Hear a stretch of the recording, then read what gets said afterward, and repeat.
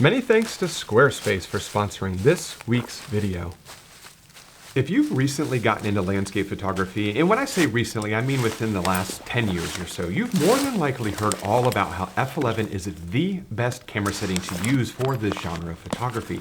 And in this video, I want to debunk this f11 myth, along with why this advice should be avoided at all costs and what I found to be a much better solution. So if you're not familiar with what this myth is, it's the thinking that regardless of the camera or regardless of the lens you're using, and regardless of the scene you're photographing, f11 is the best aperture to use. And the idea here is that this is generally the best aperture to achieve front to back sharpness throughout your entire scene.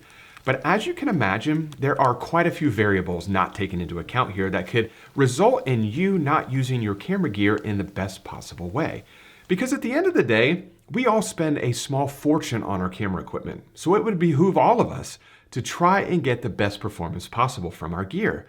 So to jump right into it, first there are three main variables to consider that all debunk this myth, and then I'll review what I found to be the best approach. So the very first thing that is not considered here is the fact that focal length and sensor size of your camera, it matters a lot. So I should say f11 on a micro four thirds sensor is completely different than f11 on an APS-C sensor camera. f11 on APS-C is different than full frame. f11 on full frame is different than medium format. f11 on medium format is different than large format. Every single sensor size, the aperture values differ from one camera size, sensor size, to another. And that's a very important thing to consider. I got a couple good examples of this right here. So this is an image I captured from my trip to the Dolomites a couple of weeks ago. And this was captured with my Fuji X-T5, which is APS-C or a crop sensor camera. And this was captured at f6.4. So you can see that everything in the foreground is sharp, everything in the background is sharp. Here's another example on an old photograph from when I shot Sony, which is a full frame camera, Sony a7R II that this was captured on. And this was captured at f8. As you can see, everything in the foreground is sharp, everything in the background is sharp.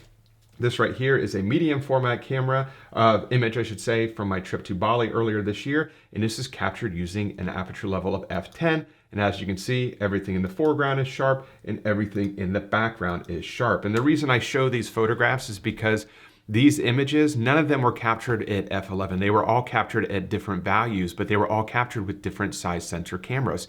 So the size of the sensor that you are using is going to completely change different aperture values. So they are not equal across the entire spectrum of cameras out there. So sensor size definitely matters, and focal length matters a ton.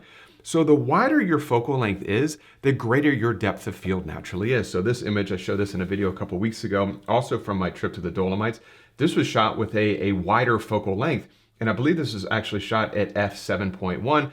It was blue hour. There wasn't a lot of ambient light out there. So I needed to open up my aperture to allow more light into the sensor. And since my focal length was so wide, I was able to get everything in sharp focus from the foreground, the reflection, to the boats in the midground, to the mountains in the background without having to go to levels of f11 or maybe even beyond there. So the wider the focal length, that definitely matters. So wider the focal length, the greater your depth of field would be. And as you move in, so this is captured with a mid-range lens. So this is more like a full frame equivalent of 55 millimeters is what this was captured at. But as your focal length, as your focal length increases and as your field of view gets a little bit tighter, your depth of field shrinks a little. It gets a little bit more shallow. So this right here was a little bit more shallow of a depth of field. This right here, which was captured with a longer focal length, kind of like a 70 to 200 lens, that depth of field becomes a little bit more shallow or a little bit more narrow. So the longer your focal length, the more cognizant you need to be of depth of field, especially if you're using a longer focal length and you're focusing on something that's fairly close to your camera. That depth of field is going to be very, very shallow. So in summary, the wider your focal length is, the greater your depth of field would be. And as your focal length increases and that field of view gets a little bit tighter, your depth of field becomes a little bit more shallow. And that's a very, very important thing to account for. And like I mentioned, this is captured with a longer focal length, and I definitely had to account for that depth of field to ensure that everything was captured, that everything was sharp from the foreground here, these trees, and the mountain in the background. So very, very important thing to consider. Now, the other big part of this, the second aspect of this, and this is huge, is it has to do with just overall performance. I have never used a lens in my entire life where f11 is the best performing aperture value, or I should say the sharpest aperture value. Generally speaking, 2 to 3 stops above wide open is where the sweet spot of a camera lens starts to begin. And that usually goes to around f8. So those kind of mid aperture values. So if your lens wide open is f2.8 or maybe it's f4, 2 to 3 stops beyond that is usually where that sweet spot will begin and kind of run through around f8. Every lens is a little bit different, but that is generally the range where a lens will perform the best. So this is a good example here from a trip to the Oregon coast, I believe last year. But understanding the lens that I was using enabled me to get just insane detail in this area right through here, which is super, super important. We spend a lot of money on these lenses. And one of the things that gets us most excited when we go to buy a new lens or when we're researching lenses is like, how sharp is the lens? We all want our lenses to be able to create or to depict as much detail as we possibly can. So why not use these lenses in their manner that they perform the best in? And that is usually never going to be f11. So being able to capture stunning detail in areas of foreground or anywhere throughout the scene is super, super important. And like I mentioned, that it will almost never be f11. It is almost always going to be in those lower aperture values. And if you're not sure what your sharpest value range is on your particular lens, I've done this many, many times before. Go in your backyard or anywhere in your house, set your camera up on a tripod and put an object in front of your camera and take photos of this object at different aperture values. Take all those photos, put them on your computer, and then review them and figure out what kind of the sweet spot is where the object looks the sharpest. And I guarantee you it will more than likely be a couple stops above wide open to around maybe f8 or f9.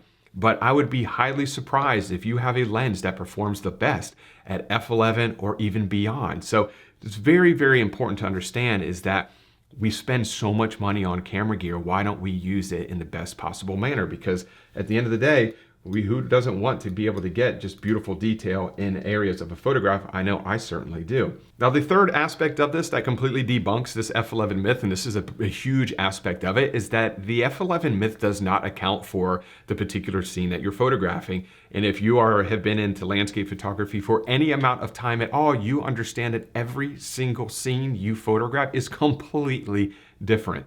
So understanding exactly where the closest object in your scene is, where is the most distant object in your scene, these are things that are extremely important to account for. So this instance here from West Virginia quite a long time ago, this area right here in the bottom left-hand corner was very close. So I needed to make sure I used an aperture value that got this area in focus, that got this area in focus, that got everything in the background in focus all the way through the entire scene. And that was not f11 for this particular scenario. So if you know that, let's say this lens right here, this is my mid-range zoom, my favorite lens that I've used this year. I know that this lens is generally going to be sharpest in, let's say it's f8 or f9 or f10. Let's say that that's when this lens performs the best. If I don't need to use f11 to get this entire scene in focus, why do it? Why not use the aperture value that is the sharpest for this particular scene? So understanding where objects are in your photograph, here's another example here. This area right here was very, very close to my camera, and I wanted to be able to get everything in sharp focus all the way throughout the entire scene. So being able to figure out exactly what is the aperture value to use, because a lot of times, and this goes back to the beginning, what's the sensor size that you're using? What is the focal length that you're using? These are all things that are going to dictate exactly what aperture value you need in order to get everything in sharp focus, if that's what your ultimate goal is. Because if we remember, that's really what the f11 myth is. That's the aperture where you can get everything in sharp focus from the foreground to the background, but you don't always need to go that high. So those three myths right there, the fact that f11 myth, or I should say those things, those three, I guess, qualities that are not accounted for, or variables that are not accounted for, the fact that it doesn't account for the sensor size that you're using, it doesn't account for the focal length that you're using, it doesn't account for what your particular lens's sweet spot is from overall performance, and it definitely doesn't account for the scene that you're photographing, where objects are in the foreground or the midground or the background in relation to your camera. So all of those things are not really taken into account, and in which basically just debunks the entire f11 myth. Now, what I think is a much better solution is let's go back to this lens here, once you understand exactly where your lens performs best. So let's say that this lens performs best from f6.4 through f9. Those are the sharpest aperture levels of this particular lens. I spent a lot of money on this lens. This lens was so expensive. I think it was like $2,300. I want to be able to get all $2,300 worth of value out of this lens. And if I know that certain aperture levels are the sharpest, why would I use an aperture level that I don't need to use just because it's the f11 myth, because it's the easy route to go? So if I'm using this lens and I use f8 and I have that dialed in and I take a photograph and my foreground is sharp and the midground is sharp and everything in the background is sharp and I'm able to properly expose that photograph, why on earth would I ever just go to f11? So I would highly recommend figuring out where your lens performs the best, starting off with that. So if f8 or f10 is the best value on a particular lens, when you get on location, start there instead of jumping straight to f11. And take a photograph and see if everything is sharp throughout the entire scene. Review it on the back of your camera. And then figure out your shutter speed and your ISO level to support that aperture level. But just getting on location and just immediately dialing in f11 from the very get-go is definitely not the best route to go in order to get the best performance out of your equipment. But sometimes, like this is a great example here, no matter what aperture level you use, you cannot get everything in focus. I actually had to focus stack this image from Spain earlier this year to get everything from this fence post in sharp focus, everything in the midground in focus, and everything in the background in focus. No matter what aperture level I used, I could have used f32, which I never would want to do because of diffraction, the image would be super soft. But no matter what I did, I couldn't get this image focus, or couldn't get this image in sharp focus from the foreground to the background in a single photograph. So I had to focus stack it. But I think the thought track of getting on location and jumping straight to f11 and then just figuring out your other camera settings is definitely not the right route to go. I did that for years, and I've mentioned it on this channel before.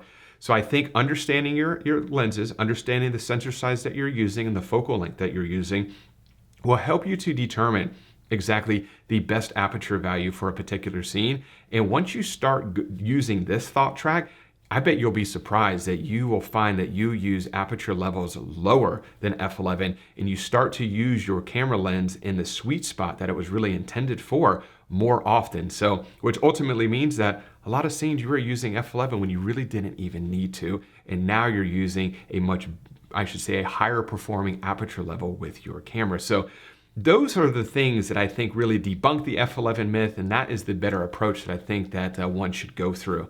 So before I do wrap things up here, I do just want to say a huge thanks to the longtime sponsor of the channel, which is Squarespace, who I use for all of my website and e-commerce needs. Squarespace provides a robust and beautiful online platform to develop your website. You can showcase your photography using Squarespace's professional portfolio designs and display your work using customizable galleries in order to make it your own. And with Squarespace's online store feature, you'll have access to all the tools you'll need to start selling your physical, digital, or service products online immediately. You can even use Squarespace's new asset library so you can upload, organize, and access all your content from a single place in order to easily find and use them across the entire Squarespace platform.